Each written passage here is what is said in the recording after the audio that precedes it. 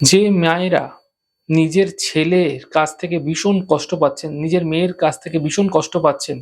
মানে এমন হচ্ছে কি ছেলেরা মাকে উল্টোপাল্টা কথা বলছে, মেয়েরা মাকে উল্টোপাল্টা কথা বলছে, মারধর করছে, গালিগালাজ করছে এবং এরকম হচ্ছে যে স তার স্ত্রীর সামনে তার মাকে সে ছোট করে দিচ্ছে।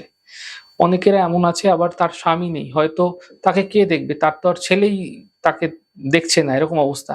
কিন্তু এত কষ্ট যখন সে পাচ্ছে, এই বেদনাহত মায়ের কষ্টটা কে বুঝবে? তাই মা যদি জীবিত আছে মানে সে মানুষ ধন্য হয়ে যায়। এটা তো একদম সত্যি কথা। প্রত্যেকটা মানুষের ক্ষেত্রেই। তো আমি আপনাদের এমন একটা উপায় বলব যারা মা আছেন, যাদের সন্তান দ্বারা বিভিন্ন কষ্ট আসছে তাদের ক্ষেত্রে কি করতে হবে? তাদের ক্ষেত্রে এই কষ্টটা দূর যেন হয়ে যায় এবং ছেলেরাও যেন ভালো থাকে। সেক্ষেত্রে মায়েরা কি করবেন? লাল কাপড় নিয়ে নেবেন। লাল কাপড়ে তার মধ্যে অল্প, অল্প করে সামান্য সর্ষে দেবেন। আর একটা করে ছোট্ট সবুজ এলাচ দিয়ে ৪ টে পুঁটলি তৈরি করবেন। এই পুঁটলি ৪ টে আপনার তোশকের নিচে ৪ কোণায় ৪ টে রেখে দেবেন।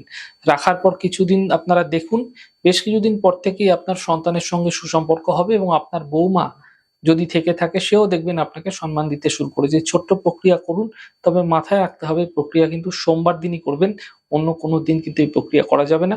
এই প্রক্রিয়া শুভ সময় থেকে করলে আরো বিশেষ ফায়দা দেখতে পাবেন।